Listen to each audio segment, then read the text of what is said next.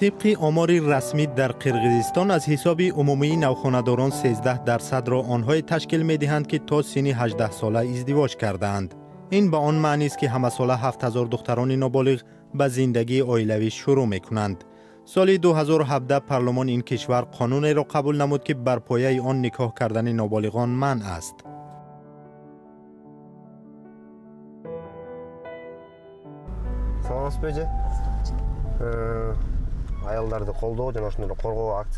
سازمان ما در همکاری با شرکت‌های خدمات تاکسی برای دستگیری و حمایت از حق دختران و زنان در قرقیزستان اکسیه را راه اندازی کرده است. این طرح 16 روز دوام خواهد کرد. مشکلات را که ما مطرح می‌کنیم به شوهر دادن دختران زیر سن 18 است. ما انا این گونه بروشورها را داریم. شما می توانید بخوانید، معلومات زیادی مفید دارد. سازمان جمعیتی مرکز دستگیری زنان میان مسافران نقلیات جمعیتی مرکه مخصوصی را راه اندازی کرده است. هدف از آن معلومات دادن درباره قانون است که ازدواج برمحل و به شوهر دادن دختران تا 18 ساله را اجازت نمی‌دهد. مرکه ما مسیر در مقابل خشونت نام دارد.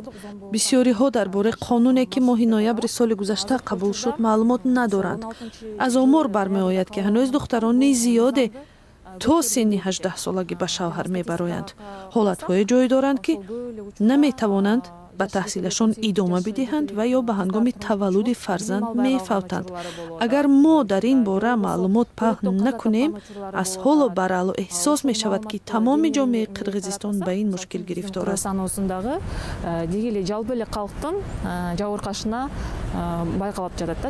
طبق پژوهش سازمان ملل متحد در سال 2016 قرقیزستان از حساب ازدواج‌های بروقتی در بین کشورهای اوراسیا در جای پنجم قرار دارد. در همین حال به اطلاع آمار کشورهای همسود، قرقیزستان از روی خانه‌دارشوی جفت‌هایی که سنشان از 15 تا 19 ساله را تشکیل می‌کند، بعد آذربایجان در زینه دوم جایگیر شده است.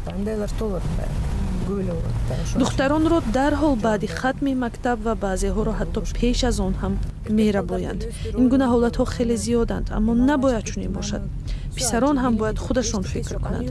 فرض کردیم دختر را دزدید ولی او صاحب معلومات نیست، پس ندارد بچه.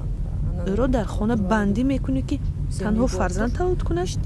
وی به هر حال باید تحصیل دیده باشد، ولی تنها در خانه شیشتن و فرزند تولد کردن ممکن نیست.